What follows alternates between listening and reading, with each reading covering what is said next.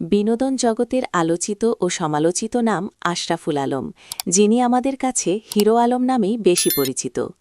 আবারও খবরের শিরোনামে উঠে এলেন তিনি, তবে কোনো মিউজিক ভিডিও বা নির্বাচনের জন্য নয়। গুরুতর অভিযোগ উঠেছে তার বিরুদ্ধে। নারী নির্যাতন ও ধর্ষণের অভিযোগে দায়ের করা মামলায় তাকে জেল হাজতে পাঠানোর নির্দেশ দিয়েছে আদালত। আজকের বিশেষ প্রতিবেদনে আমরা জানাব ঠিক কী ঘটেছিল এবং কেন এই জনপ্রিয় সোশ্যাল মিডিয়া ব্যক্তিত্বকে এখন শ্রীঘরের রাত কাটাতে হচ্ছে। ঘটনার সূত্রপাত হয় গত কয়েকদিন আগে। ভুক্তভোগী নারীর অভিযোগ অনুযায়ী হিরো আলম তাকে দীর্ঘ সময় ধরে বিয়ের প্রলোভন দেখিয়ে শারীরিক সম্পর্ক স্থাপন করেন, কিন্তু পরবর্তীতে বিয়ের কথা বললে তিনি অস্বীকার করেন এবং ওই নারীকে নানাভাবে হুমকি প্রদান করেন। বিষয়টি নিয়ে এলাকায় চাঞ্চল্যের সৃষ্টি হলে ওই নারী থানায় গিয়ে লিখিত অভিযোগ দায়ের করেন। প্রাথমিক তদন্ত শেষে পুলিশ হিরো আলমকে জিজ্ঞাসাবাদের জন্য হেফাজতে নেয়।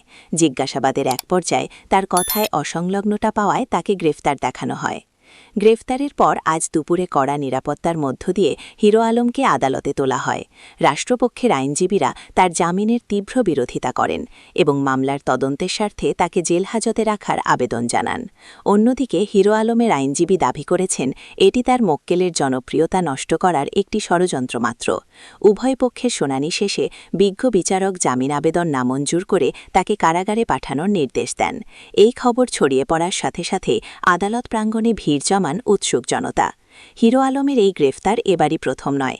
এর আগেও পারিবারিক কলহ এবং প্রথম স্ত্রীর করা মারধরের মামলায় তিনি জেল খেটেছেন। সোশ্যাল মিডিয়ায় তার এই গ্রেফতার নিয়ে বইছে সমালোচনার ঝড়।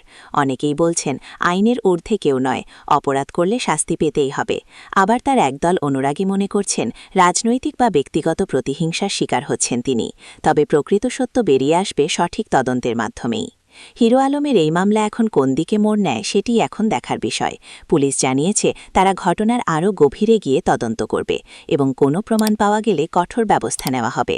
আপাতত জেলই এখন হিরো আলমের ঠিকানা। এই মামলার পরবর্তী আপডেট পেতে আমাদের সাথেই থাকুন। ধন্যবাদ।